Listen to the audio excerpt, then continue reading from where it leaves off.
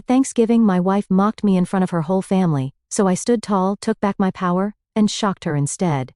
I'm a 34-year-old male, and I've been busting my ass at the district attorney's office for the past 8 years, working my way up from nothing. I started as an assistant DA right out of law school, handling misdemeanors and shitty cases nobody wanted, and slowly climbed up to handling serious felonies. Not going to lie, I played college football at State, used to be in great shape, had pro scouts looking at me until I blew out my knee senior year. But office life and a failing marriage slowly wore me down. My life before Sarah, my wife, a 32-year-old female, wasn't anything special. I grew up in a middle-class neighborhood with parents who worked their asses off to give me and my sister opportunities they never had. Dad was a postal worker, mom was a nurse, and they pushed education hard. I was the first one in my family to go to college. I met Sarah during my second year of law school when she was finishing her marketing degree. She was gorgeous, ambitious, and completely out of my league, or so I thought at the time. Looking back, I realized I was a damn catch. On track to become a lawyer, former athlete, no baggage. But somehow, she convinced me that she was the prize. Anyway, I was at Thanksgiving dinner with Sarah, surrounded by her family, who always treated me like I was some kind of outsider. Sarah's family is all about appearances. Her dad's a doctor, her mom's never worked a day in her life, and her brother Mike is some kind of investment banker who loves to talk about his fucking boat. Their Thanksgiving is always this formal affair where everyone pretends to be perfect while talking shit about people who aren't there. The turkey was dry as hell, thanks to Sarah's mom Linda, who thinks salt is too spicy, but I was making the best of it. I was deep in conversation with Mike about recent changes in state law when suddenly Sarah's voice cut through the whole damn room. "Oh, come on," she said with this condescending smirk I'd grown to hate. "You guys should be thankful. At least you have something exciting going on. I can't say the same for what happens in our bedroom." The whole table went fucking silent. Then her cousin Tom started this awkward chuckle that spread around the table. I saw her mom purse her lips in that disapproving way, but she said nothing. Her dad suddenly became very interested in cutting his turkey. Mike had the decency to look embarrassed for me. I felt the blood rush to my face but kept it together. What was I supposed to do? Cause a scene at Thanksgiving? Make her look bad in front of her precious family? So, I just took a long sip of my drink and acted like it didn't tear me apart inside. Tried to force a smile like, haha, yeah, good one, but I'm pretty sure it came across as a grimace. The conversation awkwardly moved on. Her Aunt Patricia started talking about some charity gala, and slowly, the tension dissolved. But I wasn't really there anymore, you know? I was just going through the motions for the next 2 hours, nodding, fake laughing, refilling my drink glass way more than I should have. I caught Mike giving me a sympathetic look at one point. Even he, douchebag that he was, seemed to think Sarah had crossed a line. I just gave him a slight nod like, "What can you do?" and kept drinking. The thing is, this wasn't just a one-off comment. This was the culmination of years of this shit. Sarah had a pattern of humiliating me in public, but this was the most direct and degrading one yet. Usually she was more subtle. Little jabs about my career progress, my appearance, my family's background, but I guess she decided to go for the jugular this time. By the time dessert came around, I was mentally checked out.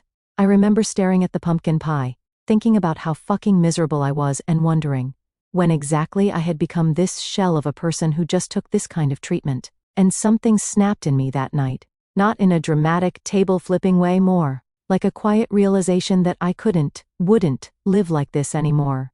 After everyone finally left our house around 10 p.m., I was in the kitchen, washing dishes, replaying that humiliating moment over and over. We have this nice suburban home that we bought 3 years ago, the kind with stainless steel appliances and granite countertops that Sarah insisted on because that's what successful people have. Tonight, it felt more like a prison than a home. Sarah waltzed in, humming some song from the radio like nothing happened, collecting empty wine glasses. She still had her hostess smile plastered on, the one she uses for guests but never for me when we're alone. "So, that little joke at dinner," I said, trying to keep my voice steady as I scrubbed cranberry sauce off a serving platter, "was that really necessary?" She barely glanced at me, putting the glasses in the sink. "Oh my God, Jake, don't be so sensitive. It was just a joke. Just a fucking joke, right?" I said. Because publicly announcing to your entire family that I'm inadequate in bed is comedy gold. A joke about humiliating me in front of your entire family? Real hilarious, Sarah. I could hear the edge in my voice, but I was still trying to keep it together. She rolled her eyes and let out this exasperated sigh, like I was some oversensitive child she had to deal with. Please, nobody even cared. You're acting like I committed some terrible crime. Everyone was laughing. It wasn't a big deal. It was a big deal to me. I turned to face her, still holding a soapy dish. How would you feel if I made a joke about your sexual performance in front of my family? That's different, she scoffed, grabbing a bottle of wine that still had some left in it.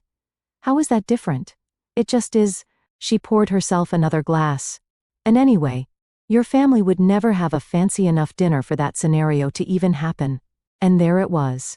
Another dig at my family, who she always thought were beneath her because my dad worked for the post office and my mom picked up extra nursing shifts to put me through college. My parents, who had been married for 35 years and still held hands, who might not have had fancy dinners but never publicly humiliated each other. That's when it hit me. This pattern had been going on since we got married. The little digs about my salary, even though I made more than enough to support our lifestyle. Comments about how I did let myself go compared to her CrossFit buddy's husband. Always implying I wasn't good enough. Always in front of people, never when we were alone, always setting me up as the punchline. You know what, Sarah? I'm done with this conversation. I put down the dish and dried my hands. You're incapable of understanding how your actions affect other people. And I'm tired of trying to explain basic human decency to you. Her eyes widened a bit. I rarely talked back to her like this. Wow, someone's being dramatic tonight. Is it that time of the month for you? She smirked at her own joke. I just stared at her for a moment, seeing her clearly maybe for the first time in years. She wasn't the beautiful, confident woman I'd fallen for in law school. She was mean, shallow, cruel even, and I'd put up with it for too long because I thought that it's what a good husband does. You weather the storms, you compromise, you make it work. But the man staring back at me in the kitchen window reflection looked beaten down, a shadow of who I used to be. The guy who used to command a courtroom now couldn't even stand up to his own wife. The former linebacker who used to intimidate opponents across the line of scrimmage now hunched his shoulders and took emotional hits with no defense. I walked out of the kitchen without another word, leaving her with the rest of the dishes. A small rebellion, but it felt like a first step. That night I couldn't sleep. Sarah was passed out next to me, wine and turkey doing their work. I kept staring at the ceiling, thinking about how we got here. It didn't start this way. The first year of marriage was good. We were both building our careers, had great sex, talked about our dreams, but slowly, things changed. Sarah started hanging out with a different crowd, wives of doctors and executives who spent their days at spas and planning charity events they didn't actually care about. She got a job at a prestigious marketing firm and started caring more about appearances than substance. And me? I just wanted to do good work, make a difference as a prosecutor. I wasn't interested in office politics or climbing the social ladder. Sarah saw that as a lack of ambition, started making comments about how I should network more, dress better, aim higher. When I pushed back, saying I was happy with my career trajectory, she'd act like I was settling for mediocrity. I kept thinking about how Sarah had slowly chipped away at my confidence over the years. How she'd roll her eyes when I talked about my cases at work, how she'd joke with her friends about having to train me like a dog, how she'd compare me to her ex, Jason, who apparently was some kind of sex god. According to her drunk stories at parties, stories she'd tell while I was standing right there. And I just took it, made excuses for her. She had too much to drink, she's just joking around, she doesn't mean it. But lying there in the dark, I couldn't make excuses anymore. The Thanksgiving comment was just too much. I got up at 5 a.m., way before Sarah would wake up, especially with the wine she'd had. She wouldn't be up until at least 10. I didn't bother being quiet. I just grabbed my gym bag that had been collecting dust in the closet for 2 years and headed out. My old college teammate Derek ran a boxing gym across town.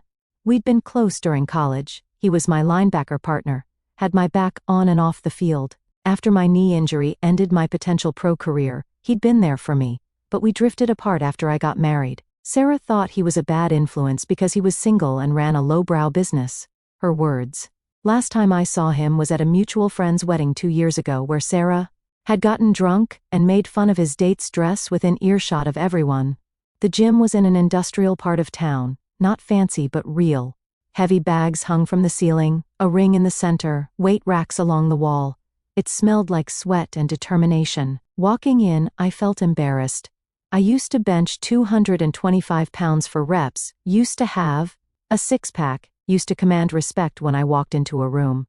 Now I was soft, tired, and pissed off. A few early morning regulars were already there, mostly guys who looked like they worked construction or other physical jobs, getting their training in before work. Some nodded at me, others ignored the newcomer. Derek was in the ring with some teenage kid, holding up focus mitts and shouting encouragement.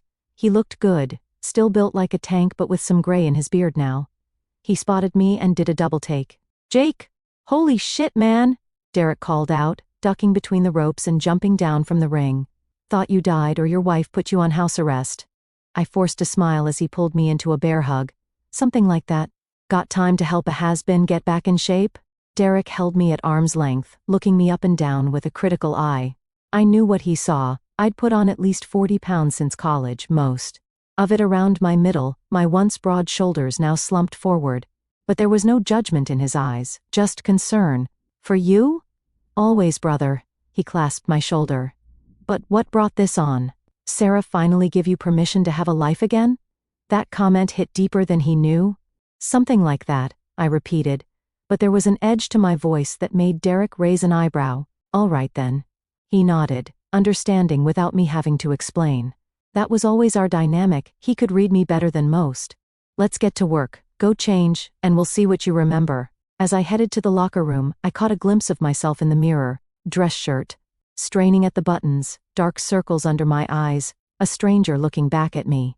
But somewhere in that stranger's eyes, I saw a flicker of the old Jake, the one who didn't take shit from anyone, the one who fought for what he believed in. That was the moment I decided, really decided, that I was going to change. Not for Sarah, not to save my marriage, but for me. The first week of training was absolute hell. My body screamed with every punch I threw, my lungs burned after just a few minutes of movement, my shoulders felt like they were tearing apart when I tried to do even a fraction of what I used to. I started coming in every morning at 5 a.m., putting in work before heading to the office, then I'd come back after work for another session.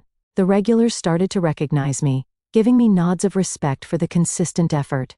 There was this one old guy, Frank, probably in his 60s but still built like a brick shithouse, who would sometimes give me pointers. "Twist your hips more on that right cross or keep your guard up, son."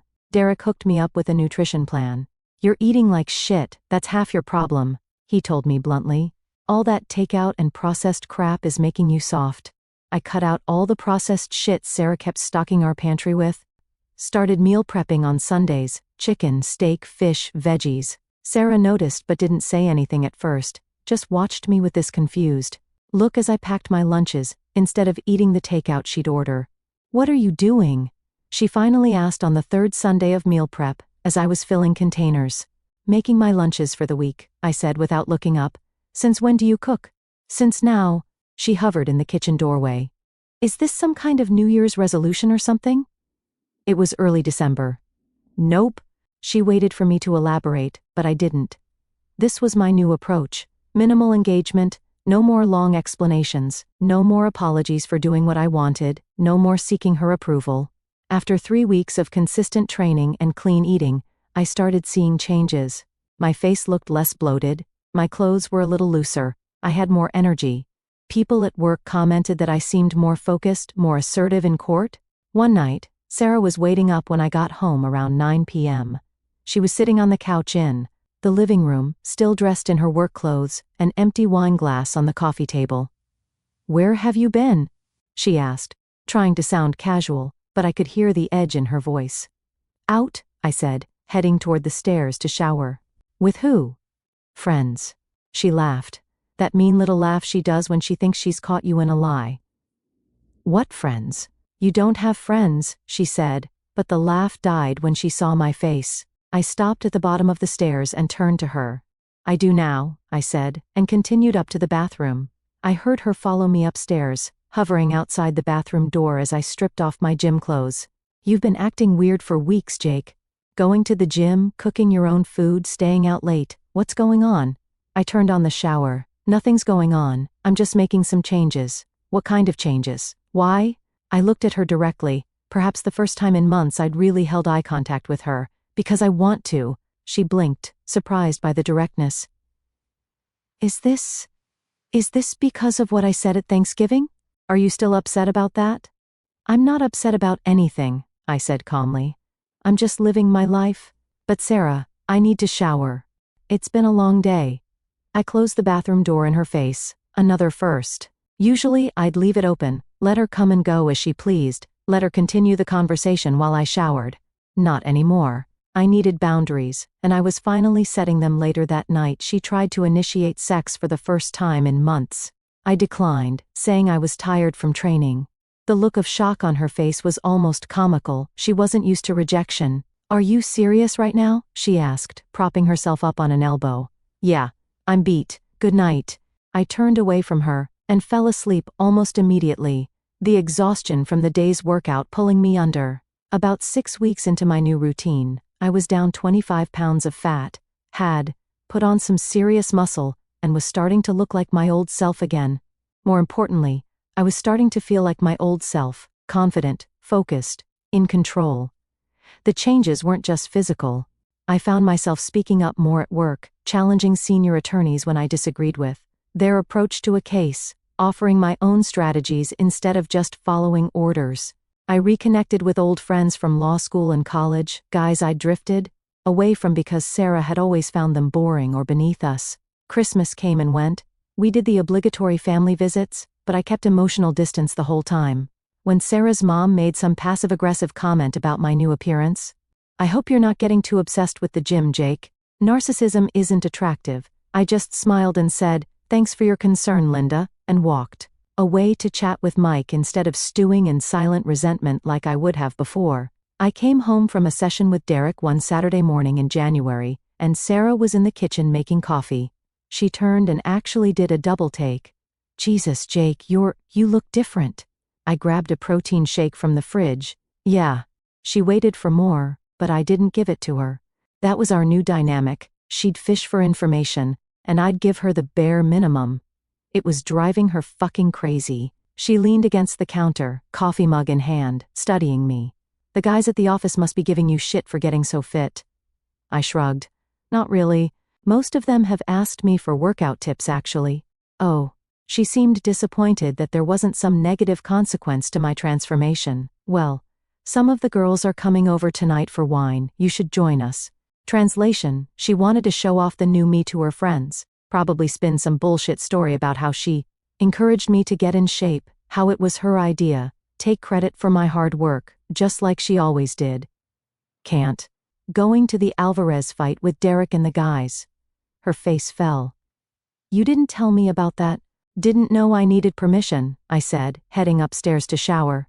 It's not about permission, Jake, she called after me, irritation clear in her voice. It's about common courtesy, letting your wife know your plans. I stopped on the stairs and looked back at her. You're right. So, as a courtesy, I'm letting you know I'll be out tonight. I continued upstairs, smiling to myself at the speechless look on her face. That night, I dressed in jeans that actually fit right, and a Henley that showed off my shoulders. As I was grabbing my keys, Sarah intercepted me at the door. She was already dressed for her girls' night, wearing a low-cut top and full makeup. You look nice, she said, reaching out to touch my chest. Her eyes had that look, the one she used to get when she wanted something from me. Once upon a time that look would have had me tripping over myself to please her. I stepped back. Thanks. Don't wait up. That was the first night I saw fear in her eyes. Not fear like I'd hurt her, fear that she was losing control. Fear that the punching bag she'd been using for years was suddenly standing up straight and walking away. The next few weeks her behavior shifted dramatically. She started texting me throughout the day, little messages asking how court was going. If I wanted her to pick up dinner, just checking in. She started dressing sexier around the house, walking around in those little shorts she knew I liked, forgetting to wear a bra under her t-shirt. She started asking about my cases, pretending to be interested, started suggesting date nights, something she hadn't done in years. One night in February she cooked dinner, Actually cooked, not just ordered takeout. Set the table with candles and everything. What's the occasion? I asked, loosening my tie as I came in from work. No occasion, she said with a smile that didn't quite reach her eyes. Just thought it would be nice to have a real dinner together. We've both been so busy lately. Translation: you've been busy, I've been right here waiting for you to go back to being my doormat. I sat down and took a bite of the salmon she'd made. It was good. She was always a decent cook when she bothered to do it, which was rarely. How was work? She asked, pouring me a glass of wine. Fine. Preparing for the Wilson trial. You? Oh, the usual agency drama. She leaned forward, giving me a view down her blouse. Actually, I got some good news today. They're considering me for the creative director position. That's great, I said, and I meant it. Despite everything, I didn't wish her professional failure. Yeah, it would mean more money, more responsibility. I'd be the youngest CD they've ever had. She twirled her wine glass. We should celebrate, maybe take a weekend trip somewhere. The Hamptons, maybe? I took another bite of salmon, considering my response. I don't think so, Sarah. I've got the Wilson trial coming up, and I need to stay focused. Her smile faltered. Well, maybe after the trial, then. We haven't been away together in ages. We'll see. She reached across the table and put her hand on mine. Jake, I know things have been different between us lately. I feel like we're drifting apart. No shit, Sherlock. I miss you, she continued, her voice soft. I miss us. I looked at her hand on mine. Once, that touch would have sent electricity through me. Now I felt nothing, just a clinical observation. Her nails were freshly manicured, she was wearing the expensive perfume I'd bought her for our anniversary. Her wedding ring caught the candlelight. Sarah, I said, pulling my hand away gently but firmly. I appreciate the dinner, but I'm not sure what you're expecting here. I'm not expecting anything, she said quickly. I just want us to reconnect, to get back to how we were. And that was the problem. I didn't want to go back to how we were, back to being the guy who took her shit with a smile, back to feeling inadequate in my own home. I'm not sure that's possible, I said finally. Her face hardened for a split second before she controlled it. Why not? Because of one stupid joke at Thanksgiving? You're still hung up on that? And there it was. The real Sarah breaking through the facade of the attentive, loving wife she'd been playing for weeks. It wasn't just one joke, Sarah. It was years of little cuts, years of you putting me down, making me feel like I wasn't good enough, years of me accepting that treatment because I thought that's what marriage was. Compromising yourself until there's nothing left. She sat back, shocked at my directness. That's not fair. I've always supported you. No, you haven't. You've tolerated me when I did what you wanted and ridiculed me when I didn't. That's not true, her voice rose.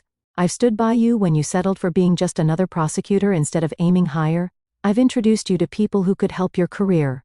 I've tried to motivate you to be better. Motivate me? I laughed, but there was no humor in it. Is that what you call publicly humiliating me? Making jokes about my sexual performance to your family, comparing me to your ex? That's motivation? You're twisting things, she said, but her eyes shifted away from mine. She knew I was right. No, Sarah. For the first time in years, I'm seeing things clearly. I stood up. Thanks for dinner. I'm going to the gym. Of course you are, she muttered. That's all you care about now. I paused at the door. No, it's not all I care about. I care about my work. I care about my self-respect. I care about being around people who actually value me. The gym is just a place where I remember who I used to be before I let you convince me I wasn't enough. I left her sitting there, staring at the candles melting between us. About 3 months after Thanksgiving, I won a very important case. The evidence was circumstantial but solid. I'd spent weeks preparing, staying late at the office, practicing my arguments, with Derek, who turned out to be a great stand-in for a jury. Explain it to me like I'm a regular guy, not a lawyer, he'd say. When the verdict came in, guilty on all counts, it was vindicating. The victim's family hugged me, the DA clapped me on the back, and even the judge made a comment about the exceptional quality of the prosecution. The DA took the whole team out for drinks at Sullivan's, this upscale bar near the courthouse where a lot of lawyers hung out. I was enjoying the camaraderie with my colleagues when Sarah showed up, uninvited. Surprise, she said, sliding into the booth next to me, putting her hand on my thigh in front of everyone. I thought I'd come celebrate with my successful husband. My colleagues looked uncomfortable. They'd never met Sarah before because she always declined my invitations to office events, saying they sounded boring or that she didn't want to listen to lawyers talk shop all night. "How did you know where we were?" I asked. "Oh, I have my ways," she giggled, but it sounded forced. She'd probably been tracking my phone or following my social media check-ins. The ADA across from me, Melissa, gave Sarah a tight smile. "So, you're Jake's wife. Nice to finally meet you. He did amazing work on the Wilson case." "Of course he did," Sarah said, squeezing my thigh. "I always knew he had it in him. Sometimes he just needs a little push, right, honey?" I removed her hand from my leg. "Would you excuse us for a minute?" I said to my colleagues, then guided Sarah away from the table and toward the exit. Once outside on the sidewalk, I turned to her. "What are you doing, Sarah?" "What? I can't be proud of my husband?" She tried to put her arms around my neck, but I stepped back. "Cut the shit. You've never cared about my work before." Her face hardened. "What is your problem lately? You're never home. You barely talk to me. You're obviously working out for some reason." Her eyes narrowed. "Are you cheating on me? Is that what this is about? You finally found someone who fucks you, right?" I actually laughed. "That's rich, coming from you." Her face went pale. What's that supposed to mean? I just stared at her. I'd seen the text from her friend Ryan when her phone buzzed one night while she was in the shower. I wasn't stupid. The late work meetings, the new lingerie I never saw her wear, the defensive way she guarded her phone. I had my suspicions for months, but hadn't confronted her because honestly, I didn't care enough anymore. "Nothing," I said finally. "Go home, Sarah. I'm celebrating with my team tonight." "I'm your wife," she hissed. "You don't get to dismiss me like some, like what? Like how you've dismissed me for years? Like how you humiliated me in front of your family? Like how you've been treating me like I'm nothing but a joke since the day we got married?" She stepped back, shock on her face. People entering and leaving the bar were starting to look our way. "We'll talk about this at home," she said quietly. "No, we won't," I replied, "because I'm done talking." I turned to go back inside, but she grabbed my arm. "What does that mean, you're done talking?" I looked down at her hand on my arm, then back at her face. "It means I'm done, Sarah. Done with the marriage, done with the mind games, done with feeling like shit every time I walk through our front door." Her grip tightened. "You can't just be done. We're married. We took vows that included respect and fidelity, neither of which you've honored." She flinched at the mention of fidelity but recovered quickly. "So you're just going to throw away 6 years of marriage, just like that?" "No, not just like that. After years of trying to be good enough for you and realizing it's impossible, after watching you flirt with other men in front of me, after hearing you make jokes at my expense to anyone who would listen." I removed her hand from my arm. "You threw away our marriage a long time ago, Sarah. I'm just finally admitting it's over." She was crying now, but I knew those tears. They weren't sadness, they were frustration, anger that she wasn't getting her way. "You can't do this to me," she said, her voice breaking. "Not now, not when I'm up for the CD position. Do you know how it will look if my husband leaves me right now?" And there it was, not "I love you, don't leave," not "I'll change, I promise," but "how will this affect my image?" "I don't care how it looks, Sarah. I don't care about your job or your image or what your friends will think. I care about the fact that for the first time in years I feel like myself. Again. And that self deserves better than what you've been giving." I walked back into the bar, leaving her standing on the sidewalk, mascara running down her face. My colleagues pretended not to notice when I returned, but Melissa gave me a small nod of approval. For the first time in my adult life, I'd chosen myself over Sarah's demands, and it felt fucking amazing. 2 weeks later, I had moved most of my stuff into a new apartment downtown. It wasn't fancy, just a 1-bedroom in an old building with exposed brick and tall windows, but it was mine. No designer furniture. Picked out by Sarah. No accent pieces that cost more than my first car, just simple, comfortable stuff that I liked. I hired a divorce attorney.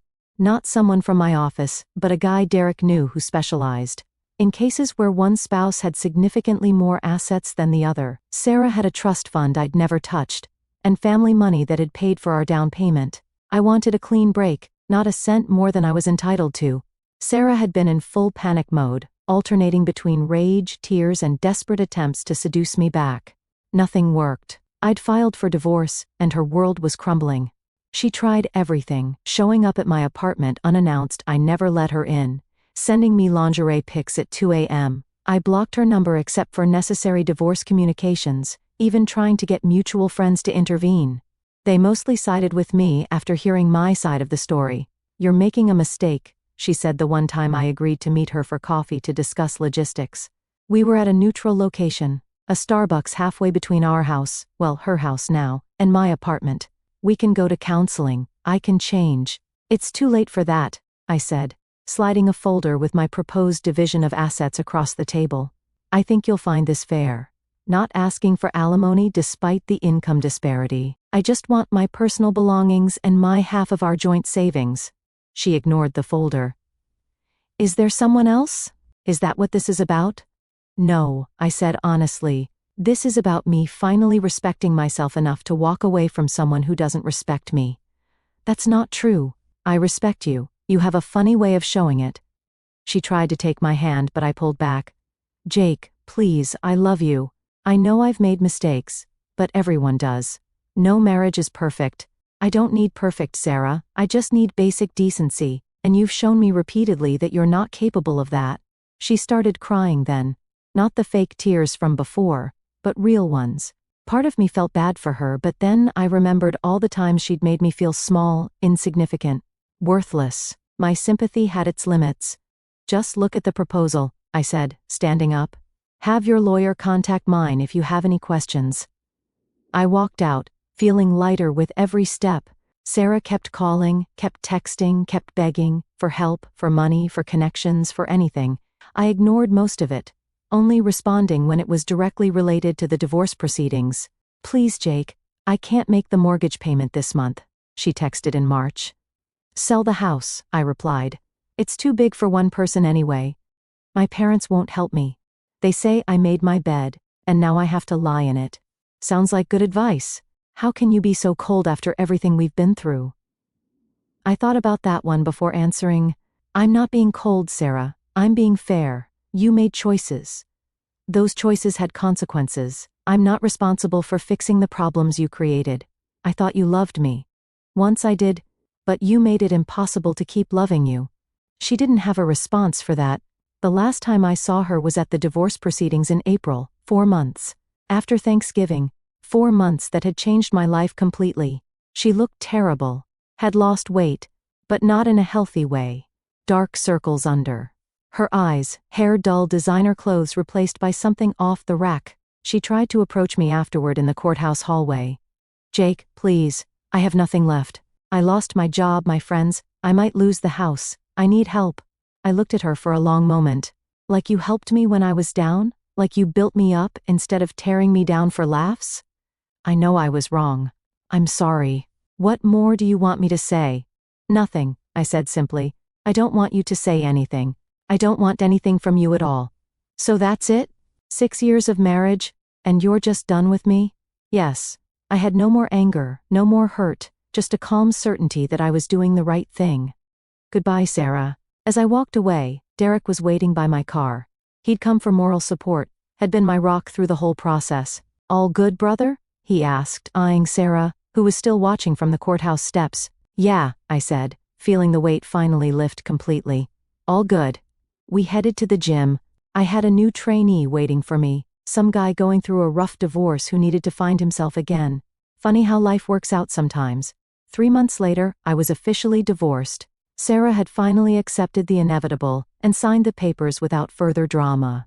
I heard she had to sell the house and move into a small apartment. Had to. Get a job at a much less prestigious firm. Had to start over, basically. She still texts occasionally, especially when she's drinking. Sometimes begging, sometimes angry. I don't respond, don't need to. My life is moving forward. Got promoted to senior prosecutor, dating a veterinarian named Megan who actually respects me and is a fucking smoke show. Not that that's the main attraction. Competed in my first boxing match in 10 years last month. Didn't win, but went the distance with a guy half my age, which felt like victory enough. Last week, I ran into Sarah's brother Mike at a bar downtown. Expected it to be awkward, but he surprised me. "Hey man," he said, clapping me on the shoulder. "You look good." "Thanks," I said cautiously. How you been? Good, good. He hesitated. Look, I know things ended badly with you and my sister, but I want you to know that Thanksgiving shit, that wasn't cool. I should have said something. I shrugged. Water under the bridge now. Still, he ordered us both a beer, but I refused and asked for something without alcohol. For what it's worth, I think you did the right thing. Sarah, she's always been like that. Even when we were kids, she'd put other people down to make herself feel better. She doing okay? I asked, more out of politeness than actual concern. She's surviving. Had to swallow her pride and take a job at a smaller agency, living in some apartment out in the suburbs. Parents are still giving her the cold shoulder.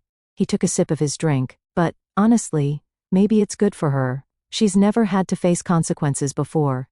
We chatted a bit more, then parted ways amicably. It felt like closure somehow. Some guys at the gym tell me I should feel bad for Sarah, that karma hit her too hard, but I don't.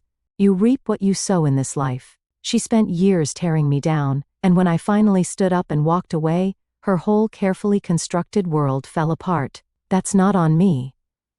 And me? I'm finally harvesting the respect I should have demanded years ago. From others, sure, but more importantly from myself.